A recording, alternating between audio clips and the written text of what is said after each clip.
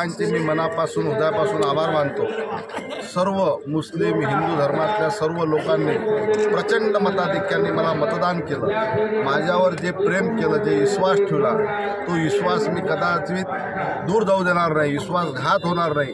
मग तो हिंदू असू द्या का मुस्लिम असू द्या का बौद्ध असू द्या, त्या सर्व समाजातल्या लोकांनी माझ्यावर जे प्रेम केलं, माझ्यासाठी जे मेहनत केली, आता 5 वर्ष मला त्यांच्यासाठी मेहनत करायची आहे, त्यांचे कामं करायचे आहेत। आणि पुनश्च मी या मतदारसंघातल्या सर्व लोकांचे मनापासून हृदयापासून आभार मानतो।